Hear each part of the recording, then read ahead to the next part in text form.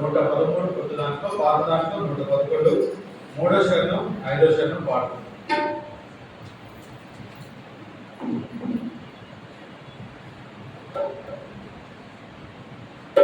ఓ యేసుని ప్రేమ ఎంతో మహనీయము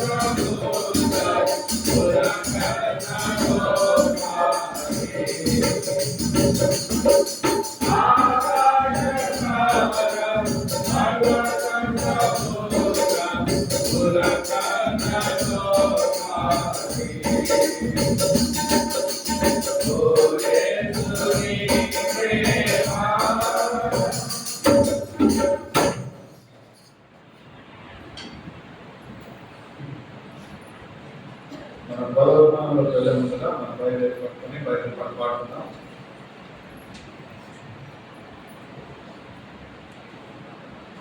పఠింపశ్రేష్ఠ గ్రంథము బైబిల్, పఠింపశ్రేష్ఠ గ్రంథము బైబిల్, అరుణ పఠించిన ప్రేమతోడ నడుపురు, ఓ పఠింపశ్రేష్ఠ గ్రంథము Bible. The best book to read is the Bible. The best book to read is the Bible. If you read it every day, it will help you all the way. Oh, the best book to read is the Bible.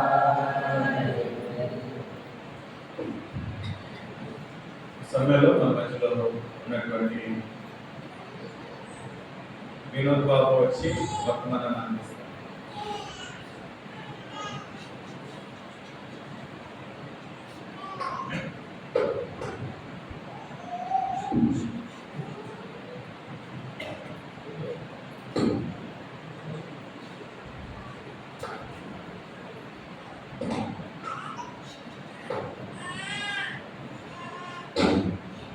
ప్రభునామం బట్టి ఇప్పుడు వచ్చి మీ అందరికీ వందనాలు తెలియజేస్తున్నానండి.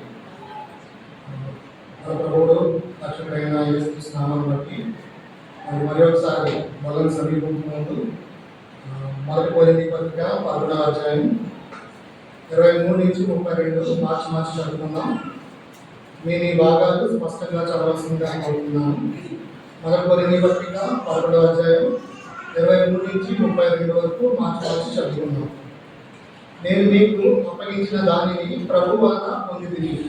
ప్రభు అయిన యేసు తాను అప్పగింపబడిన రాత్రి ఒక రొట్టెను ఎత్తుకుని కృతజ్ఞతాస్తుతులు చెల్లించి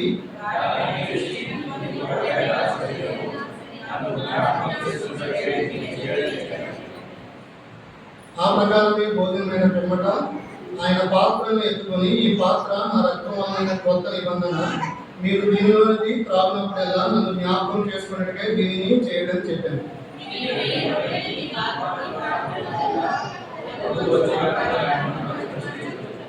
కాబట్టి ఎవడు అయోగ్యంగా ప్రభు యొక్క రొట్టెను తినును లేక ఆయన పాత్రలోని త్రాగును, వాడు ప్రభు యొక్క శరీరం కూర్చియు రక్తం కూర్చియు అపరాధి అయ్యును.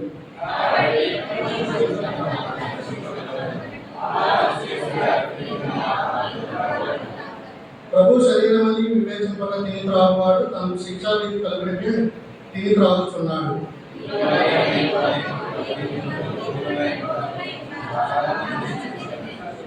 అయితే మనమే విమర్శించుకునే ఎడల తీర్పు పొందకపోదుము. మనము తీర్పు పొందిన ఎడల లోకంతో పాటు మనకు శిక్షావిధి కలుగుతున్నట్లు ప్రభు చేత శిక్షించబడుతున్నాము. ప్రభు సహాయం ప్రార్థన చేసుకుందాం. ప్రేమ తండ్రి, పరిశుద్ధమైన దేవాన్ని ఘనమైన వందనాలు స్తోత్రాలు ప్రభావ. మరి ఒకసారి నీ పాత సన్నిధిలో చేరినాము ప్రభావ. మరి బలం సమీపం ముందు నీ శరీరాన్ని నీ రక్తాన్ని మేము ఆయన తీసుకునే ముందు మమ్మల్ని మేము వ్యక్తిగతంగా పరీక్షించుకొని నీ లేకుండా అనుసరించి అట్లా ఉన్నామో లేదో ప్రభావైనా మమ్మల్ని మేము పరీక్షించుకొని నేను యోగ్యమైన రీతిలో బలంగా పొందడానికి మీ కృప అనుగ్రహిస్తున్నామని ప్రార్థిస్తున్నాం. నిలబడుతున్న నీ దాసుడు ప్రభావ, మీ దాసుని తిని మీ ప్రజలకు ఉపయోగకరమైన మాటలు, మేలుకరమైన మాటలు ఆయన మీరే మీ అత్యున్నత సింహాసనం మీరు నింపింపజేయమని మీకే స్థితి మహిమ గంట ప్రభావం ఆరోపిస్తూ మా ప్రభువును మా రక్షకుడైన యేసుక్రీస్తు పరిశుద్ధ నామమును బట్టి స్తుతి ప్రార్థించి అడిగి పొందుకొని ఉన్నాం తండ్రి. మరి ఇక్కడ చదువుకున్న భాగాలు మనం ధ్యానిస్తూ వస్తే కనుక 26వ వచనం, మీరు ఈ రొట్టెను తిని ఈ పాత్రలో నుండి త్రాగునప్పుడల్లా ప్రభు వచ్చే వరకు ఆయన మరణమును ప్రచురించదు. మన మధ్య ఉంచబడిన ఆయన శరీరము ఆయన రక్తము దేనికి సూచనగా ఉందంటే మన ప్రభు అయిన యేసుక్రీస్తు వారు జననానికి అంత మాత్రమే కాదు, ఆయన మరణానికి అంత మాత్రమే కాదు, ఆయన పునరుద్ధానానికి అంత మాత్రమే కాదు, ఆయన తిరిగి రానయ్యున్నాడు.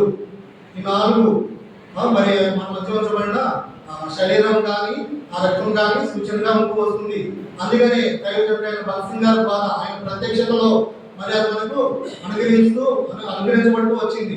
ఇది గుర్తెరిగిన వారంగా మరి ఆయన నిజంగా ఆయన మరణాన్ని ప్రచురపరుస్తున్నామా లేదా? మనం చదువుకున్నాం కదా 26వ వచనం, మీరు ఈ రొట్టెని తిని ఈ పాత్ర నుండి త్రాగునప్పుడల్లా. పూర్వ దినాల్లో అయితే ప్రతి దినము అని ఉంది, కొన్ని సమయాల్లో అయితే ప్రతి ఆదివారం అని ఉంది. ప్రతి దినము ఇంటింట కూడుకున్నప్పుడు బల్ల విడిచినట్టుగా మనం గుర్తెరుగుతూ వస్తున్నాం కొత్త నిబంధన గ్రంథంలో. అదే రీతిగా ప్రతి ఆదివారం బల్ల విడిచినట్టుగా మనం మరి కొత్త నిబంధన గ్రంథంలో గుర్తెరుగుతూ వస్తుంటాం. అర్థమవుతుందండి.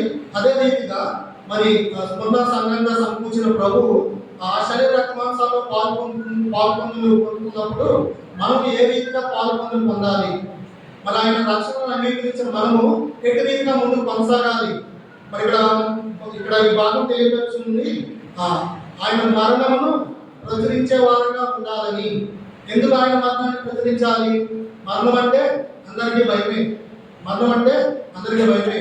ఆరాధన వర్తమానంలో కూడా మనం చదువుకున్నాం, మీరు మీ అపరాధముల చేత పాపముల చేత చచ్చిన వారై ఉండగా, అంటే మరణ స్థితిలో ఉన్నప్పుడు మన ప్రభువు అయిన యేసుక్రీస్తు వారి ద్వారా మనం ఏం కాబడ్డాము? మన ప్రభువు అయిన యేసుక్రీస్తు వారి ద్వారా బ్రతికింపబడ్డాం. ఇప్పుడు బ్రతికింపబడిన మనము ఎట్లా కొనసాగాలి? ఏవో ఒక యాత్రలో కొన్ని భాగాలు, మరి 2 భాగాలు నేను మీ ముందు చాలా ఆశపడుతున్నాను. అవి మీకు తెలిసిన భాగాలు అయినప్పటికీ మరణ పునరుద్ధానాలని మనం ప్రచురించే వారంగా ఉంటున్నామా లేదా అనేది పరీక్షించుకొని యథార్థమైన హృదయంతో ఆయన శరీర రక్త మాంసాలలో పొందాలని మరి ప్రభువు అయిన యేసుక్రీస్తు వారి మరి ఆలోచన కాబట్టి ఆయన ఈ వర్తమానాన్ని మీకు పంపించడం ద్వారా మీకు మీరే, అందుకని ఇక్కడ చదువుతూ వచ్చాం లాస్ట్ ఆఖరి భాగాలు. అయితే మనలను 37వ వచనం, అయితే మనలను మనమే విమర్శించుకొని నేడలా తీర్పు పొందకపోదుము. అట్టి రీతిగా ఉంటున్నామా లేదా? ప్రతి స్థలంలో ఆయన రక్షణను ఎరిగిన బిడ్డగా అట్టి రీతిగా ఉంటున్నామా లేదా? ఎవరికి వారిని విమర్శించుకుంటే తీర్పు పొందకపోదుము. మనకి ఒకనొక దినం తీర్పు దినం. ఆ దినాన్ని ప్రభువు అయిన యేసుక్రీస్తు వారు బలనమ్మకమైన మంచి దాసుడా కుడివైపు రమ్మంటే ఆయనతో పాటు నిత్య జీవంలో యుగ యుగాలు తరతరాలు జీవిస్తూ వస్తుంటాం. లేదు, ఆ తీర్పు దినాన్ని చెడ్డ దాసుడా అని పిలువబడి ఒకవేళ ఎడం వైపుకి రానంటే కనుక నిత్య నరకంలో యుగ యుగాలు తరతరాలు అక్కడ బాధ అనిపిస్తూ జీవించవలసిందే. మరి ప్రభువు అయిన యేసుక్రీస్తు వారు పిలుపు ఇస్తున్నప్పుడు దాన్ని అంగీకరించిన మనము, ఇంకా నువ్వు అంగీకరించకపోతే మరి ఒకసారి దేవుడు పిలుస్తున్నప్పుడు నిజమైన దేవుడు ఆయన తప్ప వేరే దేవుడు లేడు. పరాక్రమం కలిగిన దేవుడు, భూమి ఆకాశం సృజించిన దేవుడు, ఇంత గొప్ప దేవుడు మనం కలిగి ఉన్నప్పుడు ఆయన తప్ప మనకి ఇంకా వేరే ఏదీ లేదు. ఎప్పుడైతే ఇది గుర్తెరుగుతామో, ఆయన ఎదురు సాగిలు పడతామో, అదే పాప క్షమాపణ, మారు మనసు, రక్షణ అనుభవం. మరి ఎవరైతే అట్టి అనుభవం కలిగి ఉంటారో వారు ఏం చేయాలి? మరి ఈ మరణం కూర్చి పునరుద్ధానం కూర్చి మరి బైబిల్ మనకు ఏం తెలియజేస్తుంది? మరి దానికి అనుగుణంగా కొన్ని మాటలు నేను చదివి మీకు వినిపించాలని ధ్యానించాలని ఆశపడుతున్నాను. ప్రకటన గ్రంథం 2వ అధ్యాయం 8వ వచనం. ప్రకటన గ్రంథం 2వ అధ్యాయం 8వ వచనం. అందరు కలిసి వెళ్దాం. ప్రకటన 2వ అధ్యాయం 8వ వచనం. అందరు కలిసి వెళ్దాం. మొన్నలో ఉన్న సంఘపులకు ఎలాగూ రాయను, మొదటి వాడును కడపడి వాడునై ఉంది, మృతుడై మరలా బ్రతికిన వాడు చెప్పు సంగతులు ఏమనగా. ఎవరండి మృతుడై మరలా బ్రతికిన వారు? కొంతమంది పేరు చెప్తారా? ఎవరికైనా తెలుసా? లాజరు. Very good. ఇంకా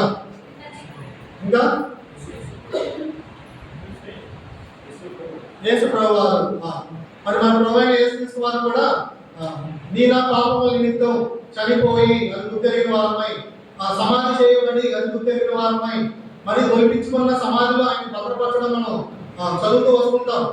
హనుమతి యోసేపు తొలిపించుకున్న సమాధిలో మరి ప్రభువు అయిన యేసుక్రీస్తు వారిని ఉంచడం. అదే రీతిగా ఏమో సంబంధం కూడా అనేక సమాధులు ఉంటున్నాయి. అర్థమవుతుందండి.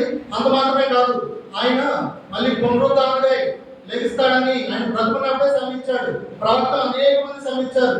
అది కూడా మన తండ్రి అయిన దేవుని సంకల్పం. అది కూడా ఎప్పుడంటే ఆది అందే దేవుడు ఆ సంకల్పం కలిగి ఉన్నాడు కాబట్టి ప్రభువైన యేసుక్రీస్తు వారిలో నిన్ను నన్ను భద్రపరిచాడు. ఇంకా చదువుకుంటూ వచ్చాం. మరి ఐగుప్తులో క్షేమం లేదు, ఇశ్రాయేలుకి ఐగుప్తులో క్షేమం లేదు. ఇశ్రాయేలు ఐగుప్తులు ఏం చేస్తూ వచ్చేవారంటే ఆ వెండి పనులు చేస్తూ వచ్చేవారు, ఇటుకలు మట్టి పనులు చేస్తూ వచ్చేవారు. దేవుడు వాళ్ళని పాలు తేనెలు ప్రవహించే దేశం కానాను మరి తీసుకురావాలని సంకల్పం కలిగిన వాడే మరి ఆ ఆనాటి దినాల్లోనే ఇశ్రాయేలుని ఎట్లయితే విడిపిస్తూ వచ్చాడో, ఎందుకంటే ఇశ్రాయేలుని ఏర్పరచుకున్న దేవుడు. అదే రీతిగా నిన్ను నన్ను ప్రభువైన యేసుక్రీస్తు వారిలో ఆది ఆదాము ద్వారా ఏదైతే కోల్పోయామో తిరిగి ప్రభువైన యేసుక్రీస్తు వారిలో సమకూర్చాలని తండ్రి అయిన దేవుడు ఉద్దేశం కాబట్టి మరి దానికి ప్రభువైన యేసుక్రీస్తు వారిలో ఏర్పరచాలంటే ఆయన తను తాను మరణానికి అప్పగించుకోవాలి. మరి ప్రభువైన యేసుక్రీస్తు వారు దానికి అంగీకారము చూపిన వాడే దూతంతో ఉండుట భాగ్యమని ఎంచగా ఈ దాని నిమిత్తము ఈ లోకానికి వచ్చుట చేత ఎవరన్నా అంటే అతి రీతిగా చేస్తారండి. కనీసం మన పిల్లల కోసం కొంత మట్టుకు మనం ప్రయాసపడతాం, తర్వాత మనకి ఇష్టంగా అంటాం, అది ఎలా చేసుకో అంటాం. కానీ సర్వ మానవాళి పాప పరిహారార్థమై ఆయన రక్తం చిందించడం ద్వారా ఆయన మనకు ఆజ్ఞ ఇచ్చాడు. ఆజ్ఞాతిక్రమమే పాపము, ఆజ్ఞ అతిక్రమించడం. ఆయన ఏమైనా ఆజ్ఞ ఇచ్చారు? నన్ను జ్ఞాపకం చేసుకునేటకే దీనిని చేయడని చెప్పాను. ప్రభువైన యేసుక్రీస్తు వారు మరి చనిపోక ముందు తన శిష్యులతో మరి ఎట్లా అయితే శరీరానికి రక్తానికి సూచనగా ఉన్న ఈ రొట్టెల వాసనలో మనం ఎట్లయితే పొందుతున్నామో మరి అదే రీతిగా ఆనాటి దినాల్లో 3 దినాల్లో దేవాలయాన్ని పడగొట్టి మరలా కడతానని సెలవిచ్చిన దేవుడు. వాళ్ళకి అర్థం కాదా ఆనాటి దినాల్లో ఏంటి దేవాలయాన్ని పడగొట్టడం ఏంటి, మళ్ళీ కట్టడం ఏంటని. మరి అపరాధం చేత పాపం చేత చచ్చిన మనలను క్రీస్తు చేత బ్రతికించడానికి మరలా కట్టబడడానికి, ఎందుకంటే ఆయన మనలను నరకానికి అప్పగించడం ఆయనకు ఇష్టం లేదు. నిత్య జీవానికి పరలోకానికి అప్పగించడే తన పనిగా పెట్టుకుని మరి ఈ లోకానికి వచ్చాడు. రావడమే కాదు 30 సంవత్సరాలు తల్లిదండ్రుల దగ్గర ఇంకా అక్కడ పరిసర ప్రాంతాల్లో జీవిస్తూ 3.5 సంవత్సరాలు ఆమె చేత బాప్తిసం పొందుకుని పరిశుద్ధాత్మ పూర్ణుడై ఆ పరలోక రాజ్యం సమీపించి ఉన్నది, మారుమనసు పొందుడి అని సువార్త చెప్తూ 3.5 సంవత్సరాలు నీ కొరకు నా కొరకు తన శిష్యులను ఏర్పరచుకొని ఆ శిష్యుల ద్వారా నీకు నాకు సువార్త. ఒకడైన శిష్యుడు తోమా గారు మరి భారతదేశానికి రావడం ద్వారా భారతదేశానికి సువార్త.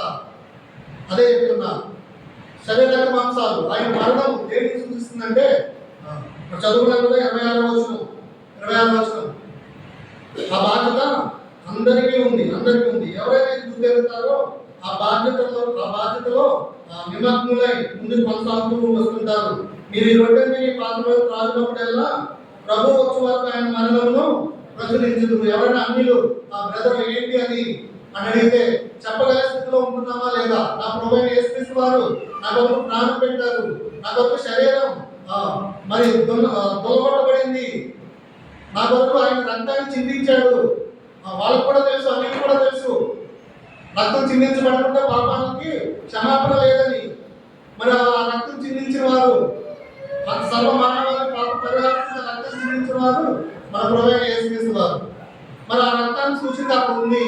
నువ్వు కూడా మరి ఆయన నమ్మి విశ్వసించి రక్షించబడతావు అని చెప్పగల స్థితిలో ఆ రక్షణ పొందుకున్న మనము ఉంటున్నామా లేదా? ఎప్పుడైతే ఆయన సువార్త ప్రతిపరుస్తూ వస్తామో సంఘము అభివృద్ధి పొందుతూ వస్తుంటారు. సంఘము క్షేమం కలిగి ఇంకా ఆయన అడుగుల్లో ముందుకు కొనసాగుతూ వస్తుంటారు. కానీ కొంతమంది అట్లా చేయడం లేదంట. వాళ్ళు ఏం చేస్తున్నారు? అక్కడ రాయబడి ఉంది 29వ వచనం, ప్రభు శరీరం అని వివేచింపగా తిని త్రాగువాడు తనకు శిక్షావిధి కలుగుడితే తిని త్రాగుతున్నాడు. ఏదో యథావిధిగా ప్రతి ఆదివారం పుచ్చుకున్నాం కదా అని తీసుకుంటే దానివల్ల ఉపయోగం ఏమీ లేదండి. శరీరం వల్ల రక్తం వల్ల ఉపయోగం ఏమీ లేదు. ఎవరైతే యథార్థ హృదయంతో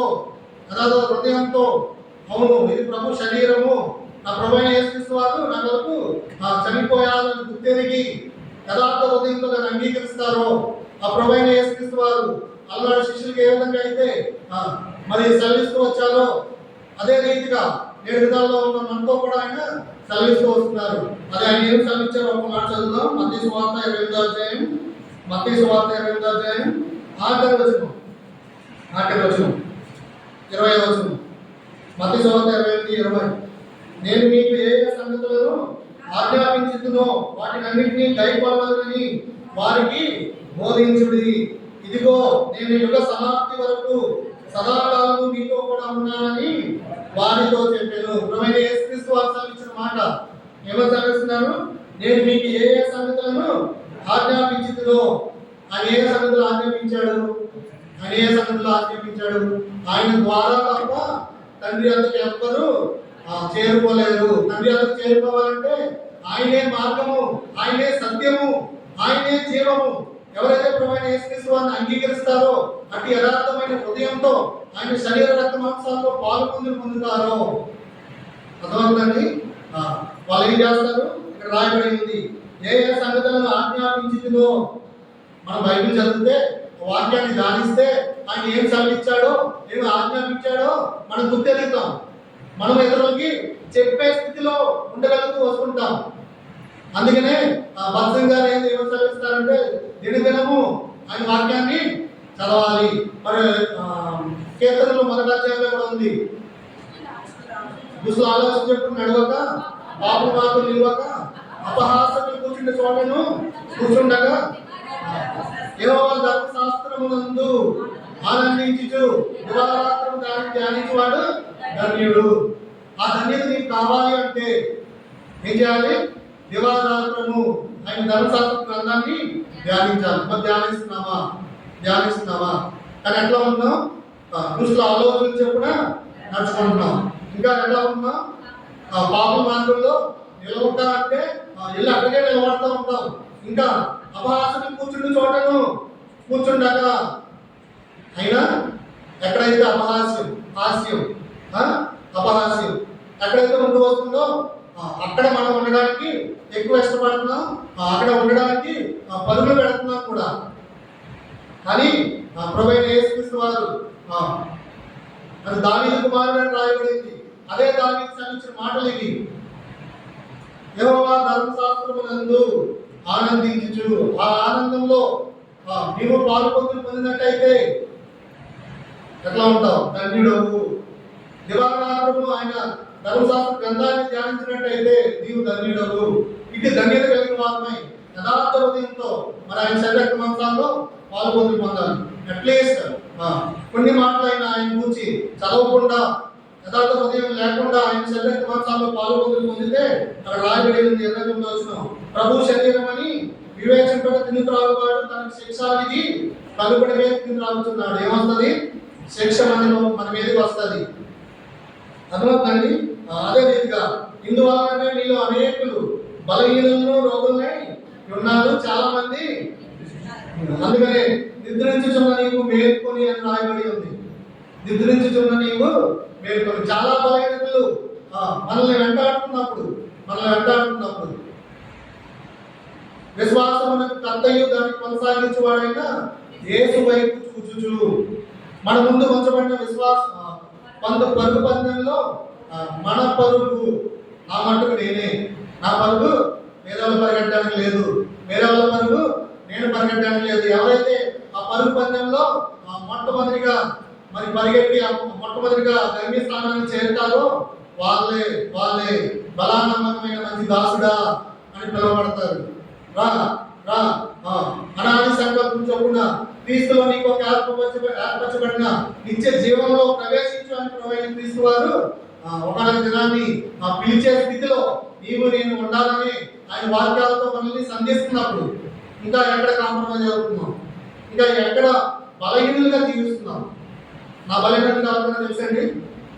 నా బలహీనత కావాలని తెలుసా? లేదు. మీ బలహీనతలు ఎవరు మట్టుకు వారమే అర్థమవుతుందండి. కొన్ని అయితే మేబీ ఎరుగుదమేమో, కొన్ని బలహీనతలు చేసిన క్రియలను బట్టి వాడు ఎలా చేశాడు అని చెప్పొచ్చేమో. కానీ ప్రభువైన యేసుక్రీస్తు వారు మన యొక్క ఇంద్రియ జ్ఞానాన్ని విడిచిపెట్టాడు.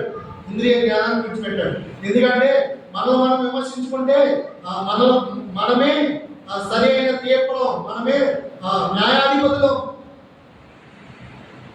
అర్థమవుతుందండి. ఒకవేళ ప్రభు కనుక చూస్తే మన పరిస్థితి చాలా భయానకంగా ఉంటుంది. అదే ఒక పరిస్థితి నేను ధ్యానించాలని ఆశపడుతున్నాను. మరణమునకు జీవమునకు అంటే చచ్చిన మనలను బ్రతికించి ఏం చేయాలో ఒకటి సందర్భం ధ్యానిద్దాం. అదే రీతిగా ఒక స్థితిలో చనిపోయిన స్థితిలో ఉన్నప్పుడు బ్రతికించబడినప్పుడు ఏం జరిగిందో కొన్ని మాటలు ధ్యానించి మరి ప్రభు శరీర మాంసాలను పొందాల్సిందిగా కోరుతున్నాను. మరి ధ్యానించక ముందు ఇక్కడ మంచి మాట ఒకటి నాకు చదివించాలని ఆశపడుతున్నాను. 31-32 మళ్ళీ ఒకసారి అందరూ చదువుదాం. 31-32. అయితే మనలను మనమే విమర్శించుకునే ఎడల తీర్పు పొందకపోదుము. మనము తీర్పు పొందిన ఎడల లోకంతో పాటు మనకి శిక్షావిధి కలుగకుండునట్లు ప్రభువు చేత శిక్షింపబడుతున్నాము. మనం ప్రభు చేత శిక్షించబడుతున్నామా లేదా? ఇప్పుడు శిక్షించబడితే చాలా మంచిది. ఎందుకని కొన్నిసార్లు వివేచింపగా ఆయన శరీర మాంసాలు పొందుతున్నాం. అందుకనే బలహీనమవుతున్నాం, నిద్రిస్తున్నాం. ప్రభు వాక్యం హెచ్చరిస్తున్నప్పుడు ఇక్కడ తీర్పరి ఎవరు? ప్రతివాది ఎవరు? పిటిషన్ పెట్టింది ఎవరు? మనమే. ఎవరికి వాళ్ళనే వ్యక్తిగతంగా. పిటిషన్ కూడా నేనే, తీర్పు కూడా నేనే. ఎందుకని నా బలహీనత లేదో నేను గుర్తెరుగుతును. మరి మన సంఘ వాగ్దానం కూడా మొదటిది, ఇదిగో సమస్తమును పాతవి గతించేది అని ఉంటుంది. ఎందుకని ఆ పాతవి వదిలిపెట్టి విశ్వాసంగా యేసు వైపు మనం చూస్తూ అప్పుడే ఆయన బలాన్ని ఆరాధన కూడా చూసుకున్నాం. పరాక్రమ క్రియలను బట్టి ఆయన క్రియలను గుర్తెరుగుతాం. ఆయన స్థలములో చూస్తున్నాడని గుర్తెరుగుతాం. ఎవరు మటుకు వాళ్ళమే చూసాం కదా. ఆరాధన కూడా చూసాం. ఆయన పరిశుద్ధాలయంలో ఆయన స్తుతించుడు. ఎందుకు పరిశుద్ధాలయంలో స్తుతించాలి? ఆయన నామం పెట్టబడిన స్థలము, ఆయన చూచుచున్న స్థలము సొలొమోను ప్రార్థించిన రీతిగా, అదే రీతిగా దైవజనులు మరి ప్రార్థించి అభిషేకించి ఏర్పరచబడిన స్థలంలో మనల్ని మనమే విమర్శించుకోవాలి. మనమే పిటిషన్, నేను ఇలా చేశాను కదా, దీని తీర్పు ఏంటి, దీని శిక్ష ఏంటి? అందుకని ఇక్కడ చూస్తున్నాం, ప్రభు శిక్షలో మనం పొందితే ఒక దినం తీర్పు దినం, అప్పుడు మన తీర్పు మనం తీర్చుకోవడానికి అవకాశం లేదు. ఇప్పుడైతే ముందు వస్తుంది. ఆ దినాన్ని మన ప్రభు అయిన యేసుక్రీస్తు వారే తీర్పు తీర్చేవాడుగా మన క్రియలను బట్టి మనకు అవకాశం ఇచ్చిన సందర్భంలో స్వార్థ చెప్పడానికి చెప్పామా లేదా? ఆయన మరణ శరీర పునరుద్ధరణాన్ని మనం ప్రకటించామా లేదా? ఆయన తీర్పు సింహాసనం మీద నిలబడినప్పుడు నిర్దోషం అయితే ఆయనతో పాటు యుగాలు ఆయనతో పాటు జీవిస్తాం. ఇది గుర్తెరిగిన వారమై మరి బైబిల్ గ్రంథంలో మరి ఇదే రీతిగా ఆయన చేత అభిషేకించబడిన వారు కూడా తప్పిపోయిన పరిస్థితులు మనకు గుర్తెరుగు. దానికి సూచనగా కొన్ని మాటలు నేను చదివి వినిపించాలని ఆశపడుతున్నాను. మరి ప్రకటన గ్రంథం 2వ అధ్యాయం 8వ వచనం చదవగలండి. ప్రకటన గ్రంథం 2వ అధ్యాయం 8వ వచనం మరోసారి చదువుదాం. మరి సుమగ్రాలో ఉన్న సంఘం దూతకు ఎలాగూ రాయుము, మొదటి వాడును కడపటి వాడునైంది. మొదటి వారు ఎవరు? మన ప్రభు అయిన యేసుక్రీస్తు వారు. మరి ఆదికాండం మొదటి అధ్యాయంలో చదివితే మనకు కొన్ని భాగాలు అవుతుంది. ఆది యందు దేవుడు భూమి ఆకాశములను, ఆది యందు ఉన్న దేవుడు ఏం చేశాడు? ఆ భూమిని ఆకాశాన్ని సృష్టించాడు. దేవోక సంబంధమైన గ్రంథాలు, భూమి ఎట్లా సృష్టించబడింది, ఆకాశం ఎట్లా సృష్టించబడింది, ఎక్కడ ఆధారాలు లేవు. బైబిల్ అక్కడే ఆధారం. భూమిని ఆకాశాన్ని ఎట్లా సృష్టించాడు అక్కడ మనం చదువుతూ వస్తే, భూమి ఎట్లా ఉంది? నిరాకారంగాను శూన్యంగాను ఉండెను. జలముల పైన చీకటి అగాధ జలముల పైన కమ్మి ఉండేను. దేవుని ఆత్మ జలముల పైన అల్లాడుతుండెను. అర్థమవుతుంది. అట్టి స్థితిలో దేవుడు వెలుగు కమ్మని పలుకగా వెలుగు కలిగేను. వెలుగు మంచిదైనట్టు దేవుడు చూచెను. ప్రభువైన యేసుక్రీస్తు వారు దేవ సంబంధంగా జీవిస్తున్న సందర్భంలో నేను లోకమునకు వెలుగై ఉన్నాను అని సెలవిచ్చాడు. మీరు లోకమునకు వెలుగై ఉన్నారు అని సెలవిచ్చాడు. అందుకనే మత్తయి సువార్త 28:20 చదువాం. ఏం చదువాం? మత్తయి సువార్త 28:20. నేను నీకు ఏ సంగతులను ఆజ్ఞాపించితినో తెలుస్తుందా? ఆయనే వెలుగు, ఆయన ఆది అంది ఉన్నవాడు. గుర్తెరుగుతున్నావా లేదా? అందుకనే ఈ 2:8 మొదటి వాడు రాయబడి ఉంది. ఎవరి గురించి? మన ప్రభువైన యేసుక్రీస్తు వారిని గురించి. అంత మాత్రమే కాదు, కడపటి వాడునై ఉంది. ఇంకా అందుకనే అనేక మంది దైవజనులు ఇంకా బైబిల్ గ్రంథం కూడా చదివిస్తూ వస్తుంది. ఏంటంటే కడవరి దినాల్లో ఉంటూ వస్తున్నాం అంటున్నారు. కడవరి దినాల్లో ఎందుకని? ప్రభువైన యేసుక్రీస్తు వారు రాక సమీపంగా ఉంది. స్వయాన ప్రభువైన యేసుక్రీస్తు వారు సెలవిస్తూ వచ్చారు. ఏమని సెలవిస్తూ వచ్చారు? ఆ దినమేదో నాకు కూడా తెలియదు, మరి ఎవరికి తెలుసు? తండ్రి తన చిత్తానుసారంగా ఇంతమంది రక్షించబడాలి అని ఒక సంఖ్య నియమించబడి ఉంది. ఆ సంఖ్య సంపూర్తి అయినప్పుడు నా కుమారుడా, ఒక మునుపు ఒక పర్యాయం వెళ్ళి నశించిపోతున్న గొర్రెల కొరకు నీ ప్రాణాన్ని పెట్టావు. ఇప్పుడు కుమారుడా వెళ్ళు, తిరిగి రా అని తండ్రి అయిన దేవుడు మరి ప్రభువైన యేసుక్రీస్తు వారికి సెలవిచ్చినప్పుడు, అలనాడు ఎట్లా అయితే ఎవరైనా మరి ఈ భూలోకానికి వెళ్తారా అని చూసినప్పుడు ఎవరు లేరంట. అప్పుడు ప్రభువైన యేసుక్రీస్తు వారు తన కుమారుని స్థానాన్ని దేవతతో మరి అక్కడ ఉంటున్న సందర్భంలో నేనున్నాను, నశించిపోతున్న ఆ బ్రదర్ కోసం నేనున్నాను, నశించిపోతున్న ఈ సిస్టర్ కోసం నేనున్నాను అని ఆయన తను తగ్గించుకొని రిక్తుడుగా ధనవంతుడై ఉంది. రిక్తుడుగా మనం కొంత ధనవంతులు అయితే మన అహంకారం అంతా చూపిస్తాం ఎదుటి వారికి. కానీ మన ప్రభువైన యేసుక్రీస్తు వారు తను తగ్గించుకొని ఈ నా పాపం నిమిత్తం ఈ లోకానికి రావడం చేత దానికి సూచనగానే బలమైన మధ్య ఉంచబడుతూ వస్తుంది. అంత మాత్రమే కాదు, రెండో పర్యాయం రానయ్యున్నప్పుడు ఆయన ఎట్లా ఉండాలని మనకి సెలవిస్తున్నాడంటే, నిష్కలంకంగా నిర్దోషంగా సంఘం ఎట్లా ఉండాలి. కొన్ని మాటలు మన అపోస్తలుడైన పౌలు సెలవిస్తూ వచ్చాడు. ఆయన తిరిగి రాకడలో సంఘము నిష్కలంకంగా నిర్దోషంగా అగపడాలని క్రీస్తు మీ కొరకు రక్తం చిందించాడు, మీ కొరకు ప్రాణం పెట్టాడని సెలవిస్తున్న సందర్భాల్లో సంఘంగా కట్టబడుతున్న మనము, సంఘం అంటే అనేకులుగా సమాజంగా కూడి రావడమే. ఆయన ఎరిగిన బిడ్డలుగా ఆ సమాసంలో మరి వాక్యమందు, సహవాసమందు, రొట్టె విరుచుట యందు, ఆ ప్రార్థన యందు నిలకడగా ఉండడమే.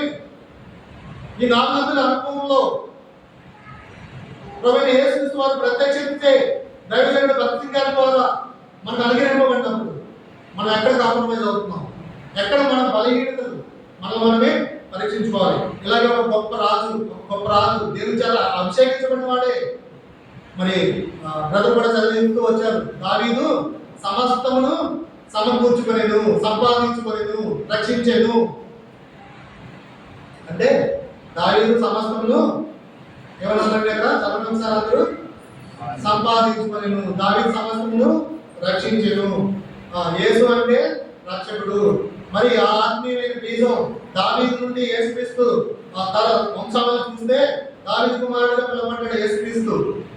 అందుకనే దావీదులో కూడా ఆ ఆత్మీయమైన బీజం ఉంది కాబట్టి తను కూడా మరి భార్యలు, భర్తలు, కుమారులు అక్కడ ఉన్న మరి అక్కడ ఆస్తిపాస్తులు కోల్పోయినప్పుడు తిరిగి సమకూర్చుకున్నవాడుగా మరి అదే దావీదుని గురించి 2 సమూయేలు గ్రంథం 12వ అధ్యాయం 18వ వచనం.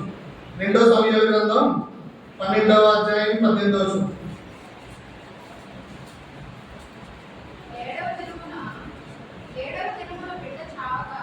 ఏడవ దినమున బిడ్డ చావగా బిడ్డ ప్రాణంతో ఉండగా నేను అతనితో మాట్లాడినప్పుడు అతడు మా మాటలు వినగలిగాను. ఇది ఎవరండి? ఒకసారి మళ్ళీ చదువుదామా బిడ్డగా, అందరూ కలిసి చదువుదామా? 2 సమూయేలు 12వ అధ్యాయం 18వ వచనం. ఏడవ దినమున బిడ్డ చావగా బిడ్డ ప్రాణంతో ఉండగా మేము అతనితో మాట్లాడినప్పుడు అతడు మా మాటలు వినగలిగాను. అతడు మా మాటలు కనుక నేను ఈ మాటలు ఎందుకు సెలవిస్తున్నానంటే అతనికి తెలుసు బిడ్డ చనిపోతాడు. ఎందుకని ఎందుకని ఎందుకని అక్కడ రెండు సందర్భాలు మనం ధ్యానిస్తూ వస్తే కనుక మొదటి సందర్భం ఏంటంటే మరి 12వ అధ్యాయం మొదటి నుంచి 6వ వచనం వరకు రాయబడుతూ వస్తుంది. 2 సమూయేలు 12వ అధ్యాయం మొదటి నుంచి 6వ వచనం వరకు ఇది దావీదు వ్యక్తిగతంగా విమర్శ చేసుకున్న పర్యాయం, దేవుడికి బయలుపరిచిన పర్యాయం. అందుకనే మనం కూడా మన వ్యక్తిగత జీవితంలో మనల్ని మనం పరీక్షించుకోవాలి, విమర్శ చేసుకోవాలి. ఆనాటి దినాల్లో అయితే ప్రవక్తలు ఎన్నుకున్న దేవుడు దావీదు రాజు దగ్గరికి పంపించాడు. అర్థమవుతుందండి. మరి ఆ మాట చదువుతూ వస్తే కనుక కావున యెహోవా నాతానును దావీదు వద్దకు పంపెను. ఎందుకు పంపాడు దేవుడైన యెహోవా? దేవుడైన యెహోవా పనేంటి పంపడానికి? దావీదు తన బిడ్డ, నీవు నా కుమారుడవు. అదే దావీదు రాశాడు 2వ అధ్యాయం 4వ వచనంలో దావీదు, నీవు నా కుమారుడవు, నేను నిన్ను కని ఉన్నాను. తండ్రి అయిన దేవుని ఎరిగిన బిడ్డగా ఆయన మార్గాల్లో కొనసాగవలసిన వాడు తప్పిపోయాడు. పైగా నేను రాజును కదా అనుకుంటున్నాడేమో, నాకు రాజ్యం ఉంది కదా అనుకుంటూ వస్తున్నాడేమో, లేదంటే దేవుడి ముందు అహంకారంతో గర్వంతో ఆ పాపం చేసినప్పుడు దేవుడు ఆ పాపాన్ని ప్రత్యక్షపరుస్తున్నప్పుడు అర్థమవుతుందండి. మళ్ళొకసారి చదువుదాం. యెహోవా నాతానును దావీదు వద్దకు పంపెను. 7 దినాల్లో మరి ప్రభువైన యేసుక్రీస్తు వారు తన వాక్కు ద్వారా నీతో మాట్లాడుతున్నప్పుడు నీవే విమర్శ చేసుకొని ప్రభు శరీరంలో పొందాలని, తన దైవజనం ద్వారా తన పరిచారం ద్వారా మాట్లాడుతున్నప్పుడు నువ్వు గుర్తెరగాలని, ఇంకా ఆయన మహిమకు నీవు కూడా ఆయన మహిమ రాజ్యంలో నీవు కూడా మరి జతపరచబడాలని ఆశపడుతున్నాడు. కాబట్టి ఈ మాటను తెలియజేస్తున్నాడు. మరొకసారి ఆ మాట చదువుతాం. కావున యెహోవా నాతానును దావీదు వద్దకు పంపెను. అక్కడ వచ్చి దావీదుతో ఇట్లా నేను ఒకవేళ విల్సన్ బ్రదర్ని కానీ, లేదా ఇక్కడ ఉన్న శ్రావణ్ బ్రదర్ని కానీ, లేదా ఇక్కడ ఉన్న నన్ను కానీ రాజు దగ్గరికి వెళ్ళి రాజుకి ఎట్లా జరుగుతుందని చెప్పమంటే ఎంతమంది వెళ్ళగలమండి? కనీసం పంచాయతీ సెక్రటరీ దగ్గరకో, పంచాయతీ ప్రెసిడెంట్ దగ్గరకో, లేదంటే ఆ రాష్ట్రంలోని ఏలే సీఎం దగ్గరకో, లేదా మినిస్టర్స్ దగ్గరకో, లేదంటే దేశాన్ని ఏలే ప్రైమ్ మినిస్టరో లేదా ప్రెసిడెంటో దగ్గరికి వెళ్ళమని దేవుడే స్వయాన సెలవిస్తే, ఎందుకని నాతాన్ని ఏర్పరుచుకున్న దేవుడు మరి దావీదులో ఉన్న అక్రమాలను సరిచేయడానికి, క్రమపరచడానికి మరి పంపిస్తున్న సమయంలో ఎవరినైనా ఎదుర్కొంటాడు. నీవు నేను సంసిద్ధంగా ఉండాలి. అంతేగాని ఎందుకంటే ఆయన శరీర రక్త మాంసాల్లో పొందుతున్నామంటే అట్టి స్వభావం కలిగిన వారమై, అట్టి గుణగణాలు కలిగిన వారమై మనం జీవిస్తూ రావాలి. అప్పుడే దేవుడు ఎంచుకుంటాడు. అంతేగాని ఒట్టిగా దేవుడు ఎంచుకున్నాడు. ఇక్కడ నాతాను ప్రవక్తని ఎంచుకున్నాడు. ఎందుకు?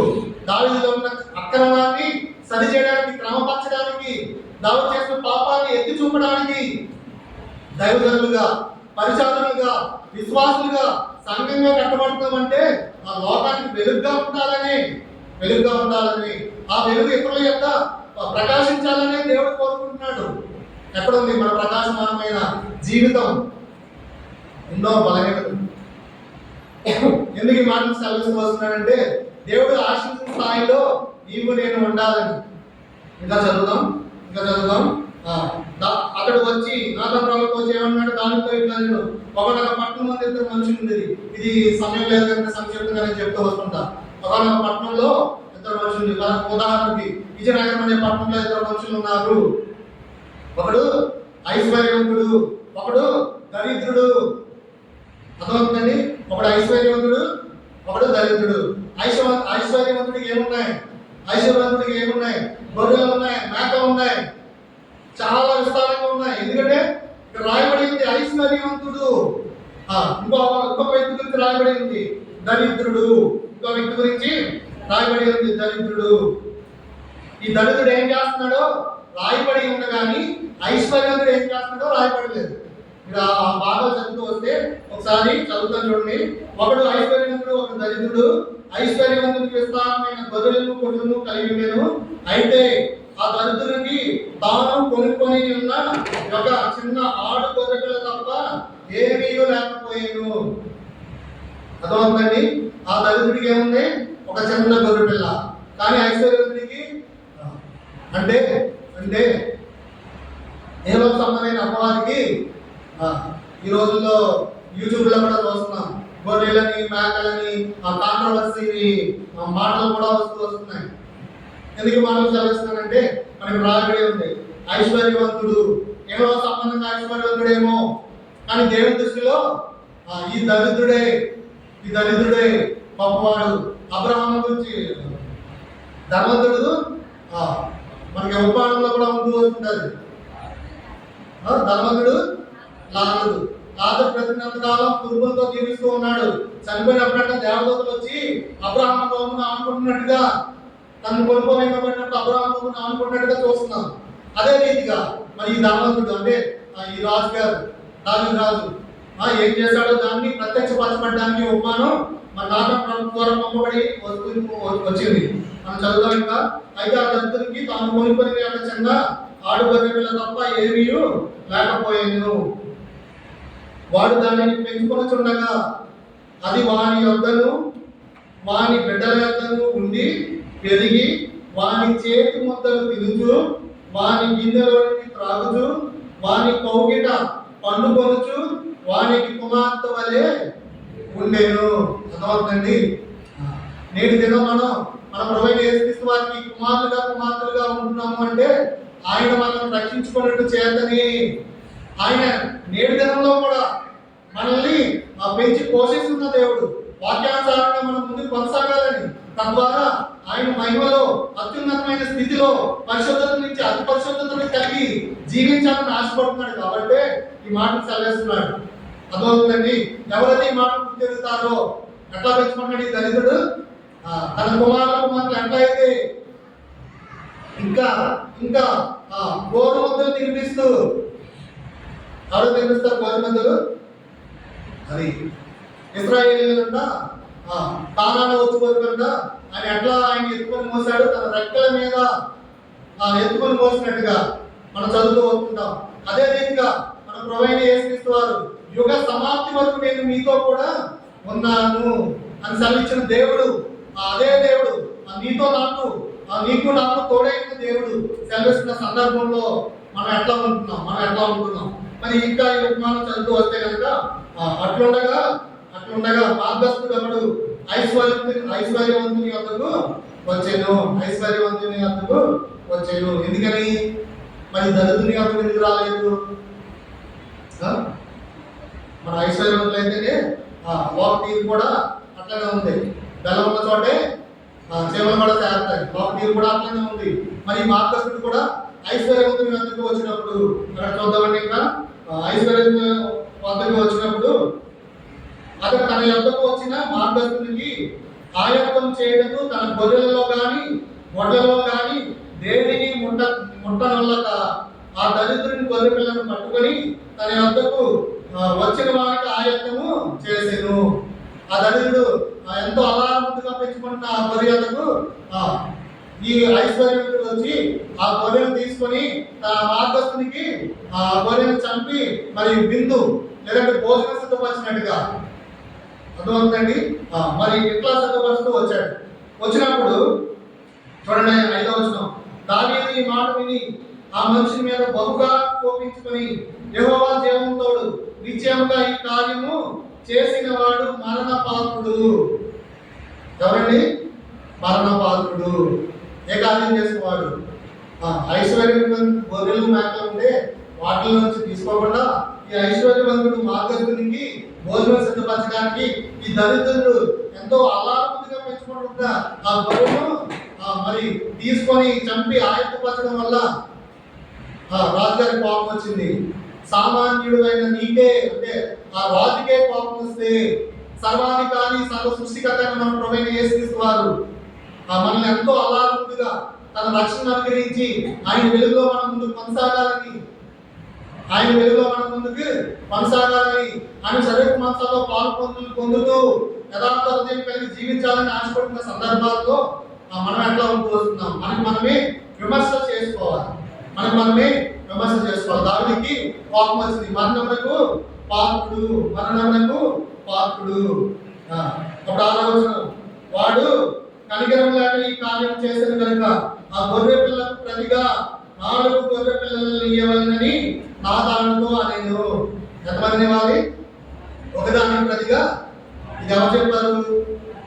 దావీదు. అప్పుడు దేవుడైన యెహోవా తను చేసిన పాపాన్ని కనుపరుస్తూ దావీదుతో మాట్లాడిన మాటలు. ఎందుకంటే దావీదు జ్ఞాపకం దేవుడు క్రమపరచబడాలని విమర్శించుకున్నప్పుడు తాను అందుకని మనం చదువుకున్నాం కూడా, ప్రభువు చేత శిక్షింపబడుచున్నాము. ఆ శిక్ష ఇక్కడ మనం పొందుకుంటే నిత్య జీవంలో సంతోషంతో ఆనందంతో ఆ ప్రభువైన యేసుక్రీస్తు వారితో మనం జీవిస్తాం యుగాలు తరతరాలు. మరి అందుకని మనం వ్యక్తిగతంగా పరీక్షించుకోవాలని మాట తెలియజేస్తున్నాడు. మరి ఇంకా ముందుకు కొనసాగుతాం. 7వ వచనం, నాతాను దావీదును చూచి ఆ మనుషుడవు నీవే. ఇంకా కొన్ని మాటలు ఇక్కడ రాయబడుతూ వస్తుంటాయి. ఆ గొర్రెల దొడ్లో ఉన్న నిన్ను ఇశ్రాయేలు మీద రాజుగా నియమించాను. ఎందుకు పనికిరాని నిన్ను, కడవరి వాడిగా ఉంటున్న నిన్ను ఇశ్రాయేలు మీద రాజుగా నియమించాను. నీతో అనేకమైన అద్భుత కార్యాలను జరిగిస్తూ వచ్చాను. ఏంటో అద్భుత కార్యాలు? సౌలు 1000 కొలదిగా, దావీదు 10,000 కొలదిగా. ఎవరికి మహిమ అది? దావీదు 10,000 కొలది కంటే ఎవరికి మహిమ? ప్రభువైన యేసుక్రీస్తు వారికి, తండ్రి అయిన దేవుడికి మహిమ. అటు రీతిగా సౌలు వద్ద నేను ఉంచుతూ వచ్చానే. నువ్వు చేసిన పని ఏంటి? ఎవరో చూడటం లేదనా? మనం చదువుకున్నాం. ఆయన పరిశుద్ధాలయ వైపు ఆయన చూస్తున్నాడు. ఎందుకని? ఆయన వద్ద చేరి ఆయన ప్రార్థించినప్పుడు, పాపంలో ఒప్పుకున్నప్పుడు, పాపం క్షమించే దేవుడుగా, మన ప్రార్థన ఆయన అంగీకరించే దేవుడుగా ఆయన చూస్తూ వస్తున్నాడు. అదే దేవుడు నిన్ను నన్ను చూస్తున్నప్పుడు మరి దావీదు అయితే ఎవరు చూడడం లేదు కదా అని బెత్షెబా మీద మరి తను ఆశపడిన వాడై మరి ఇదంతా జరిగిస్తూ వస్తున్నప్పుడు కొంతమంది వ్యక్తులకు మాత్రమే తెలుసు. వారు కూడా దావీదు మనుషులే. ఉదాహరణకి సైన్యాధిపతి అయిన యోవాబు కావచ్చు, లేదంటే మరి బెత్షెబా భర్త కావచ్చు. ఎందుకని బెత్షెబా భర్త దేవుని భయభక్తులు కలిగిన వాడై మరి రాజు సముఖంలో ఉంటూ, రాజ సంరక్షకుడిగా ఉంటూ ఆ యుద్ధానికి మరి యుద్ధ సన్నద్ధులు ఉన్నప్పుడు తను కూడా పాలిభాగస్తుడు అవుతున్నప్పుడు దావీదు చేసిన తప్పును కప్పిపుచ్చడానికి, అందుకనే అతిక్రమం దాచిపెట్టేవాడు వర్ధిల్లడు, వాటిని ఒప్పుకొని విడిచిపెట్టేవాడు కనికరం పొందును. దావీదు అయితే దాచిపెట్టాలని ప్రయత్నిస్తున్నాడు. దేవుడు మరి దాన్ని ఒప్పుకోవాలని దావీదు వద్దకు నాతాను ప్రార్థన పంపించినప్పుడు ఏం జరిగింది? దావీదు గుర్తెరుగుతూ వచ్చాడు. మరి ఎందుకు చెప్పాలంటే డేవిడ్ ఈజ్ ద మర్డరర్.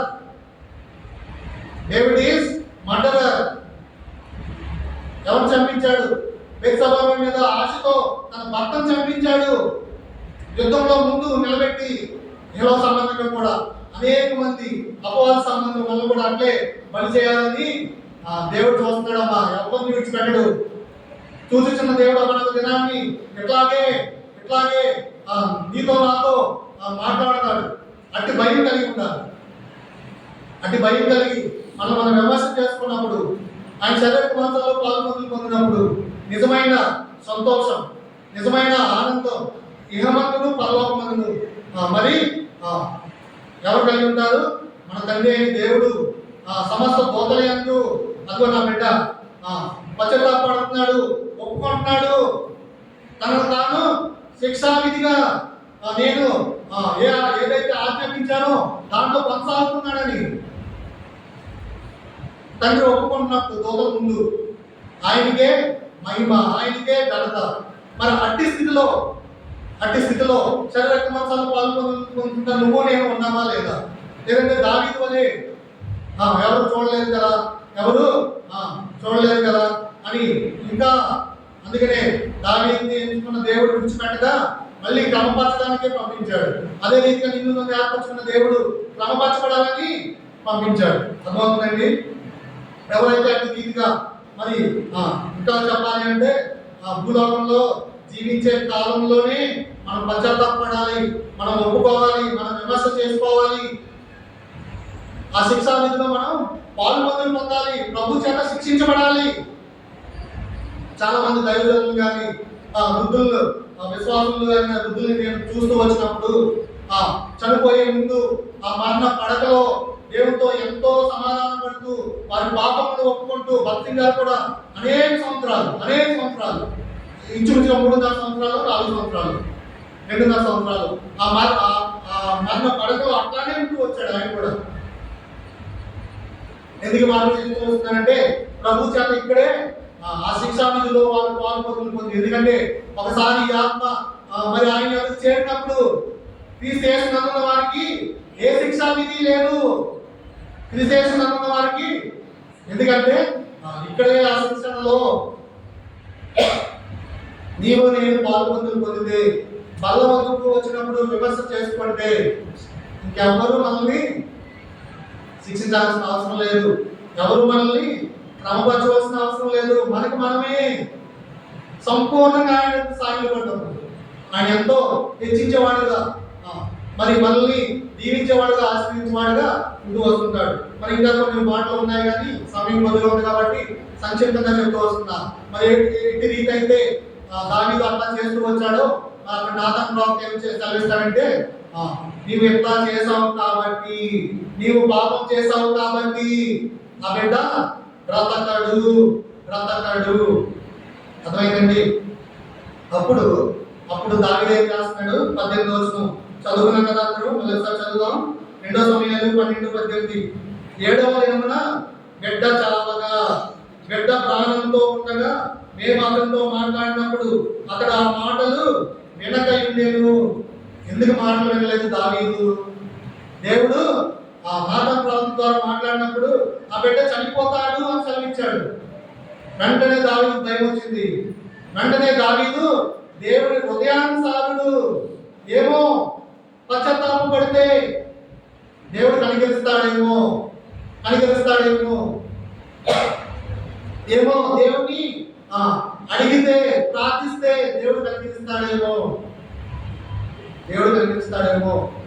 7 దినాలు కూడా పుట్టిన నుండి మరి అక్కడ చదువుతూ వస్తే కనుక ఆ బిడ్డ జబ్బు పడి మంచాన్ని పడినట్టుగా పుట్టికతోటి 7 దినాల మరణ పడకలో ఉన్నప్పుడు దావీదు ప్రలాపిస్తున్నాడు, ప్రభా కనికరించు.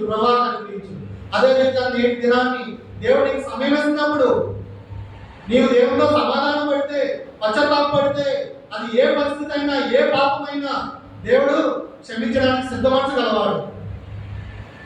అట్టి రీతిగా మరి మనం సమాధానపడి ఆయన శరీర రక్తవంశాలు పొందాలని ఆశపడుతున్నాడు కాబట్టి తండ్రి అయిన దేవుడు ఆయన వాక్కుని పంపుడు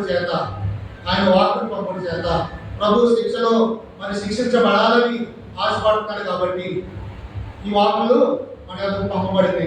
అది గుర్తెరిగిన వారమే, ఎవరు మట్టి వారిని విమర్శ చేసుకోవాలి. దావీదు గుర్తెరిగాడు, ఇది చేస్తే ప్రభు అయిన దేవుడైన యెహోవాయే చేయాలి, లేకపోతే ఎవరి వల్ల కాదు. దాని సూచన ఒక మాట చదువుదాం. యెషయా 44వ అధ్యాయం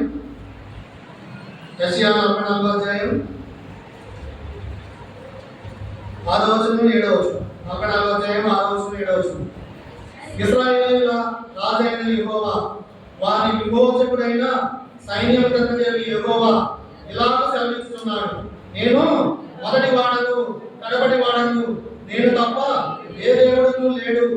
ఆదిలో ఉన్న జనమును నియమించినది మొదలుకొని ఆది అందు జనములని ఆదాము సృజించిన దేవుడు ఆదాముకు ఆపద ద్వారా అనేక జనములు ఏదో సంబంధంగా వచ్చిన ఆ పరిస్థితుల్లో అదే ఇక్కడ రాయబడి వచ్చింది. ఆదిలో ఉన్న జనమును నియమించినది మొదలుకొని నేను తెలియజేస్తూ వచ్చినట్లు తెలియజేయగల వాడెవడు? దేవుడు నిన్ను నన్ను అడుగుతున్న ప్రశ్న, ఎవడు నా మాటలు నా మరణ పునరుద్ధానాన్ని ప్రచురిస్తాడు. అందుకనే మన సహవాసంలో సువార్తకి చాలా ప్రాముఖ్యత ఇవ్వబడుతూ వచ్చింది. ఎందుకంటే ఆయనే మార్గం, సత్యం, జీవమని మనము రక్షించబడిన మనము ఏ లోకానికి చాటి చెప్పాలి కాబట్టి అర్థమవుతుందండి. అదే రీతిగా ఇక్కడ మనకి నేను తెలియజేయచ్చు వచ్చినట్లు తెలియజేయగల వాడెవడు, అటు వాడు ఎక్కడైనా ఉండిన ఎడల నాకు తెలియజెప్పవలెను, ఆ సంగతి నాకు ప్రచురింపవలెను. అర్థమవుతుందండి. అటు వాడు ఎక్కడున్నా ఆ మొదటి వాడు కట్టుడి వాడు సెలవిస్తున్న మాట, స్మరణ సంఘంతో సెలవిస్తున్న మాట, నేను వెళ్ళి సర్వ సృష్టికి సువార్తను ప్రకటించాలి, నా మరణమును ప్రచురపరచాలి. అది గుర్తెరిగిన వారమై మరి అటు రీతిలో ఉంటున్నామా లేదా, ఎవరి వాళ్ళని వ్యక్తిగతంగా విమర్శించుకోవాలి. మళ్ళీ ఒకసారి ఈ 2 సమయంలో 14 వచ్చిన మరి 18 వచ్చిన దానికి గుర్తెరిగి 7 దినాలు దేవుడి కాళ్ళను పట్టుకుని ప్రాపులాడాడు. దేవాలను చూపించు, దేవాలను కనిపించు కానీ ఆ మాట ఇచ్చిన దేవుడు మాట తప్పని వాడు. ఎందుకంటే పాపం వల్ల వచ్చి జీతము మరణము. మరి అందుకని దేవుడు ఆ బిడ్డని తిరిగి తీసుకున్నప్పుడు మరి ఇంకా కింద మాట చదువుతూ వస్తే అక్కడ మరి దావీదు ప్రారంభిస్తున్నప్పుడు అక్కడ ఉన్నవారు ఎంతో వాదార్చడానికి మరి తను అంగలాస్తున్నప్పుడు లేవనెత్తడానికి ప్రయత్నించినప్పుడు ఆ దావీదు లేవలేదంట. ఎందుకని వాళ్ళ వల్ల వాళ్ళ మాట వినలేదంట. ఎందుకని ఇది కేవలం దేవుడే సరి చేయగలడు, ఇది కేవలం ఆ దేవుడి వల్లనే సాధ్యం అని గుర్తెరిగాడు కాబట్టి అప్పుడు దావీదు మాట సెలవిస్తూ వస్తుంటాడు. చూడండి 18వ వచనం, 7వ దినమున బిడ్డ చావగా బిడ్డ ప్రాణంతో ఉండగా మేము అతనితో మాట్లాడుతున్న మాటలు వెనకని నేను ఇప్పుడు బిడ్డ చనిపోయిందని మనం అతనితో చెప్పిన తనకు తాను హాని చేసుకుని మేము ఎనుకొని దావీదు సేవకులు బిడ్డ చనిపోయిన సంగతి దావీదుతో చెప్పవలసింది. బిడ్డ మరి జబ్బుతో పడి ఉన్నప్పుడు అంతగా అప్పులాచాడు కదా. ఒకవేళ బిడ్డ చనిపోయిన వార్త వింటే కానీ దావీదు ఏం తెలుసు, బిడ్డ చనిపోతాడు. ఎందుకని తన ప్రవక్త అయిన నాతానుతో దేవుడు సెలవించిన మాట దేవుడు నెరవేరుస్తాడు. కానీ ఇంకా ఎందుకు ప్రాబ్లం 7 దినాలు అంటే దేవుడు. అందుకని మన దేవుడిని యెహోవా గురించి యెహోవా కనికరం గల దేవుడును కృపా బాహుల్యం గల దేవుడు అని రాయబడి ఉంది. ఒకవేళ ఆయన పశ్చాత్తాపకుడై అబ్రహాము మరి ఆ లోతు విషయంలో అంగలార్చినప్పుడు 50 మంది ఉంటే 40 మంది ఉంటే 30 మంది ఉంటే లేదు 5గురే ఉంటే ఆ పట్టణాన్ని నశింపజేయగా ఉంటావా, దేవుడు అంగీకరించాడు అక్కడ అబ్రహాము ప్రార్థన. ఇక్కడ దావీదు ఎందుకని అక్కడ తన సహోదరైన ఆ లోతు మరి ఆ చనిపోకుండా అబ్రహాము ఇష్టం లేదు, దేవుని ప్రార్థన పడ్డాడు. మరి ఇక్కడ బిడ్డ చనిపోవడం దావీదుకి ఇష్టం లేదు, ప్రాబ్లం ఆడుతున్నాడు. కానీ ఆ పాపం దావీదు పాపం వల్ల బిడ్డ చనిపోయే పరిస్థితి. ఇంకా మనం కూడా పశ్చాత్తాపం పడకపోతే మన వల్ల వ్యక్తిగతంగాను కుటుంబానికి ఎంతో మరి విచ్ఛిన్నమైన పరిస్థితులు రావచ్చు. దేవుడు అవకాశం ఇస్తున్నప్పుడు మనం సమాధానం పడాలి. మరి ఎట్లా ముందుకు కొనసాగితే 19వ వచనం, ఇప్పుడు బిడ్డ చనిపోయినని మనము అందులో చదవగలండి. 20వ వచనం, అప్పుడు దావీదు నేల నుండి లేచి ఎప్పుడైతే దావీదు గుర్తెరిగాడో చనిపోయాడని. అందుకని దేవుడు మాట ఇచ్చాడు, నెరవేర్చాడు. ఇంకా నేనేమి చేయలేను. ఒకవేళ మరణ పడకలో ఉన్నప్పుడు ప్రార్థన చేస్తే దేవుడు క్షమించి మరి తిరిగి లేపుతాడేమో అని ప్రార్థించాడు. అదే రీతిగా మరి కొన్ని సందర్భాల్లో కొంతమంది ప్రార్థించారు. మరి ప్రార్థించి ఆయుష్ పొందుకున్నట్టుగా కూడా మనం బైబిల్ గ్రంథంలో మరి గుర్తెరుగుతూ వస్తున్నాం. మరి ఇంకా ముందు కొనసాగితే దావీదు నేల నుండి లేచి స్నానం చేసి తైలం పూసుకొని వేరు వస్త్రములు ధరించి ఇక్కడ చూడండి, యెహోవా మందిరంలో ప్రవేశించి మ్రొక్కి తన ఇంటికి తిరిగి వచ్చి భోజనం తెమ్మనగా వారు వడ్డించి అప్పుడు అతడు భోజనం చేసెను. ఎందుకని దేవుడు తప్ప ఎవరు చేయలేరు. గుర్తెరిగాడు. ప్రాధేయపడ్డాడు. కానీ దేవుని చిత్తం కాదు, బిడ్డ చనిపోయాడు. అప్పుడు దావీదు లేచాడు, స్నానం చేశాడు, వస్త్రాలు ధరించుకున్నాడు. అప్పటి వరకు అక్కలాకు వస్త్రం ధరించుకున్నాడు. అప్పుడు రాజు వస్త్రం ధరించాడు, తైలం పూసుకున్నాడు. ఎక్కడికి వెళ్ళాడు? యెహోవా మందిరమునకు.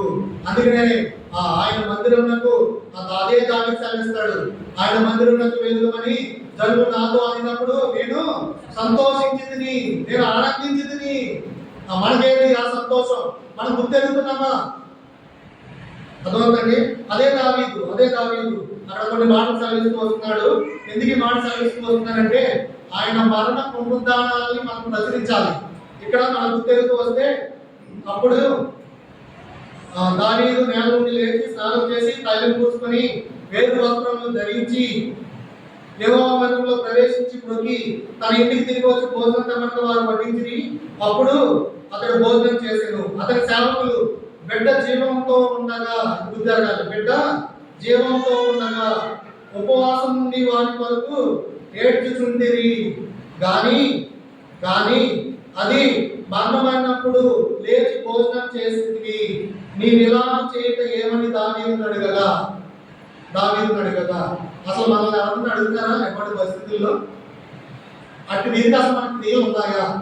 పాపాల గురించి పశ్చాత్తాపడడం కానీ, లేదంటే బిడ్డ రోగస్తుడై ఉన్నప్పుడు ప్రార్థన చేసే విధానం కానీ, మరి నేను ఎరుగుదును మరి వ్యవస్థను రక్షించబడడానికి సూచన, మొట్టమొదటి సూచన ఆ మూల రాయి ఏంటంటే మరి ఆ పండు ప్రేతం.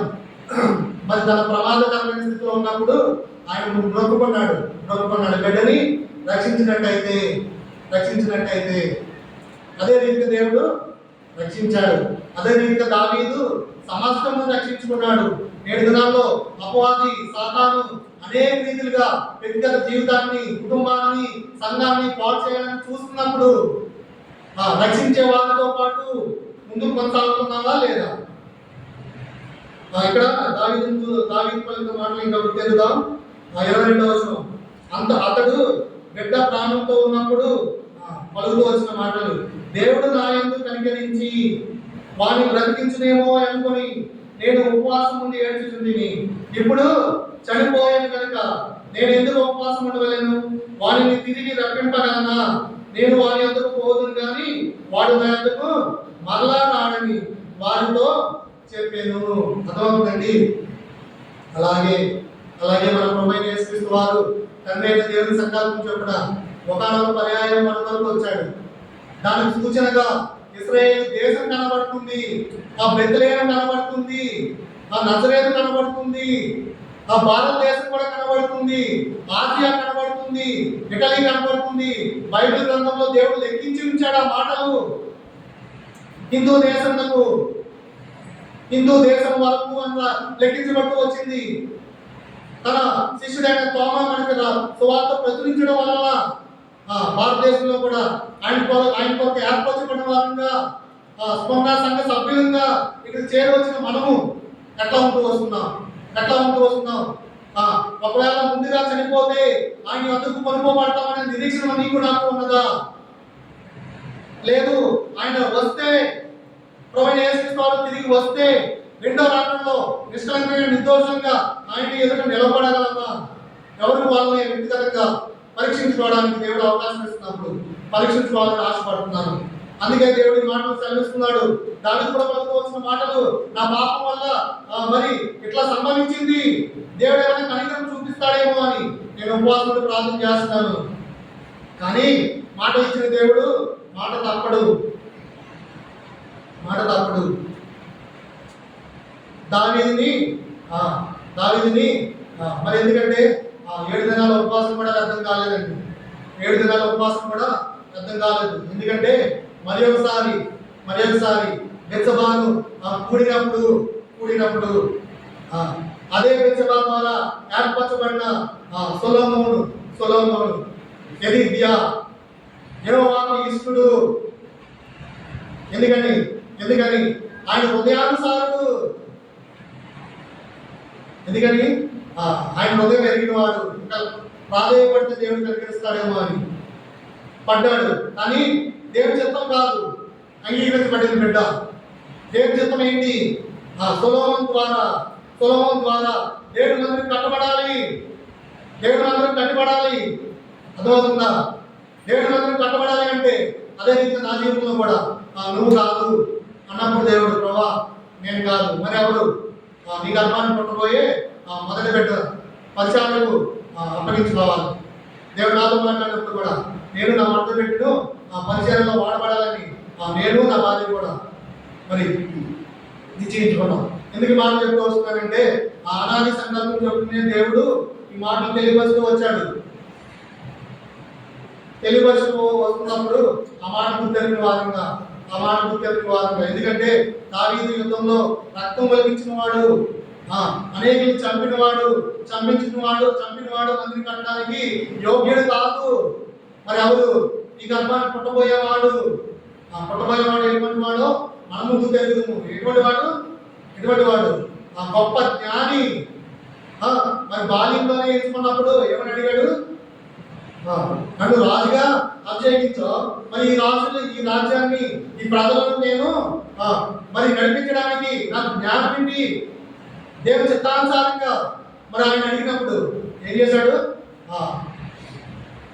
సొలొమోను గురించి అంత జ్ఞాని ఇక మీద పుట్టబోడు, ఆ దినాల్లో లేడు, ఇక మొదటి కూడా పుట్టబోడు అని సెలవిచ్చాడు. అర్థమవుతుందండి? ఎందుకు మాట చెప్తూ వస్తున్నానంటే ఇంకో మాట చెప్తా, మీకు విశ్వాసం ఉంటే, మీకు నమ్మకం ఉంటే ఒక మాట చెప్తా. సొలొమోను కంటే గొప్పవాడు ఇక్కడ ఉన్నాడు అని ఎవరు సెలవిచ్చారు? ప్రభువైన యేసుక్రీస్తు వారు సెలవిచ్చారు. ఆయన యందు విశ్వసిస్తున్న మనము ఒకవేళ ఆయన యందు విశ్వసిస్తున్న మనము సంపూర్ణమైన నిశ్చయత కలిగిన వారమైతే, నిరీక్షణ కలిగిన వారమైతే, అంతకంటే జ్ఞానం కలిగిన వారమై, ఏ జ్ఞానం ఇది? యేసుక్రీస్తుని కూర్చిన జ్ఞానం కలిగిన వారమై ఇహలోకానికి ఆయన స్వార్థను చాటి చెప్పే వారంగా ఉంటూ వస్తుంటాం. అర్థమవుతుందండి? ఇది మొదటి భాగంగా మీ ముందుకు తీసుకురావాలని ఆశపడ్డాను. మొదటి భాగంలో మొదటి మాట ఏంటంటే మరణమును జీవమును. మనం చదువుకున్నాం కదా, మరి ప్రకటన 2:8 చదువుకున్నాం. ప్రకటన గ్రంథం 2వ అధ్యాయం 8వ వచనం. ఇంకొక 5 నిమిషాలు నేను పూర్తి చేస్తాను. ప్రకటన 2వ అధ్యాయం 8వ వచనం. మరి అక్కడ ఏమాటంటే మృతుడే మరలా బ్రతికిన వాడు. ఎవరు మృతుడు? యాక్చువల్గా దావీదు చనిపోవాలి. దావీదుని ఏర్పరచుకున్నాడు కాబట్టి దావీదు బదులుగా అక్కడ తన కుమారుడు పాపం వల్ల వచ్చి చేయడం మరణము అటు రీతిగా ఆ బిడ్డ చనిపోగా దావీదులో మళ్ళీ తన స్వాస్యాన్ని నిలిపిన దేవుడు. అందుకనే ప్రభువైన యేసుక్రీస్తు వారు కూడా దావీదు కుమారుడా అని పిలవబడ్డాడు. అర్థమవుతుందండి? అదే రీతిగా అనేక పర్యాయాలు ఆయన మార్గాల్లో కొనసాగుతున్నప్పుడు, మనం బలహీనం అవుతున్నప్పుడు, మరి ఒకసారి సమకూరుస్తున్నప్పుడు నీకు ప్రతిగా మన ప్రభువైన యేసుక్రీస్తు వారు, నీకు నాకు ప్రతిగా మన ప్రభువైన యేసుక్రీస్తు వారు మరి బలిగా మరణమైనప్పుడు అది గుర్తెరగాలి. మనమేమైనా సజీవంగా పాపానికి దాసమైన మనలను, అపరాధంతో పాపంతో చచ్చిన మనలను క్రీస్తులో బ్రతికించడం చేత, అదే ఈ మాట, మరణించిన వాడును ఇంకా బ్రతికిన వాడు చెప్పు సంగతులు ఏమనగా, స్మరణలో సంఘ సభ్యులుగా ఉంటున్న మనము ఏం చెప్పాలి? మరణించిన వాడు. ఈ మొదటి మరణంలో మనకి పాల్గొనలు ఉన్నాయా లేదా? ఎవరైతే రక్షించబడ్డారో వాళ్ళు ఈ మొదటి మరణం దాటిపోయారు. ఇంకా రెండో మరణం మరి ప్రకటనలో రాయబడి వచ్చింది. మొదటి మరణం ఏంటి? రెండో మరణం ఏంటి? రెండు సార్లు జన్మిస్తే ఒకటే మరణం. ఒకసారి జన్మిస్తే 2 సార్లు ఏంటది? ఒకసారి జన్మిస్తే 2 మరణాలు. మొదటి మరణము, రెండో మరణం. 2 సార్లు జన్మిస్తే అంటే ఏంటి? మొదటి భౌతికంగా జన్మించడం, 2 ఆత్మీయంగా జన్మించడం. ఎవరైతే ఆత్మీయంగా జన్మించారో వాళ్ళు ఇటు నిరీక్షణ కలిగిన వారై బ్రతికి వాళ్ళ బ్రతుకు ద్వారా లోకానికి వెలుగు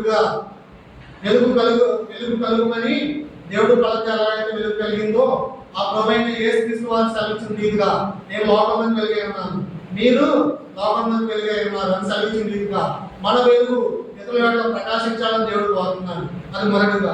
రెండోదిగా ఒక మాట మీ అందరికీ తెలిసిన మాటే, మరి లోకాసు వార్త 15వ అధ్యాయం 24వ వచనం.